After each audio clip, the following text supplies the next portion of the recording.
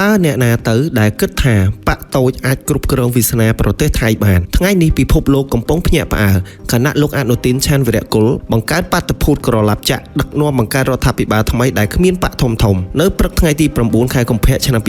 2026នយោបាយនៅប្រទេសថៃបានឈានដល់ចំណុចរបត់ដ៏រសើបបំផុតលទ្ធផលបោះឆ្នោតដែលគ្មានអ្នកណាស្មានដល់បានបង្ហាញថាគណៈបកភូមិใจថៃរបស់លោកអនុទានឆាន់វីរៈគុលបានក្លាយជាតួអង្គសម្រាប់ជោគវាសនាប្រទេសជាតិលោកអនុទានបានអះអាងដោយភាពជឿជាក់ថាផែនការបង្កើតរដ្ឋាភិបាលចម្រុះកំពុងស្ថិតក្នុងដៃរបស់លោកអ្វីដែលកាន់តែរំភើបនោះគឺការលេចនៅសម្ព័ន្ធភាពជាមួយគណៈបកខ្លាថាំប្រសិនបើការរួមបញ្ចូលគ្នានេះកើតឡើងមែននោះរដ្ឋាភិបាលថៃថ្មីនឹងប្រសូតឡើងដោយគ្មានវត្តមានបកយៈទាំងពីរគឺគណៈបកប្រជាជននិងគណៈបកភឿថៃឡើយដែលនេះជាបាតុភូតដែលមិនធ្លាប់មានលោកបានបញ្ជាក់ថាយើងត្រូវគោរពតាមនីតិវិធីបកនិងកិច្ចប្រជុំប្រតិបត្តិជាមុនសិនដើម្បីកំណត់ជំហរច្បាស់លាស់នៅពេលដែលសួរអំពីបញ្ហាព្រំដែនដែលជាប្រធានបទក្តៅគគុកលោកអនុទានបានឆ្លើយតបយ៉ាងម៉ឺងម៉ាត់ថាស្ថានភាពព្រំដែនបច្ចុប្បន្នមានស្ថិរភាពហើយមិនគួរមានការជីកកកាយបញ្ហានេះទៀតទេសន្តិសុខជាតិស្ថិតក្រោមការគ្រប់គ្រងយ៉ាងពេញលេញពីកងទ័ពថ្មីត្បិតតែមុនការបោះឆ្នោតការព្យាករណ៍ភាគច្រើនផ្ដោតលើជ័យជំនះរបស់គណៈបកប្រជាជនប៉ុន្តែពេលនេះអុកមួយក្តារនេះត្រូវបានក្រឡាប់ទាំងស្រុងដោយលោកអនុទានតើលោកអ្នកយល់យ៉ាងណាដែរចំពោះការដឹកនាំថ្មីរបស់បកភូមិใจ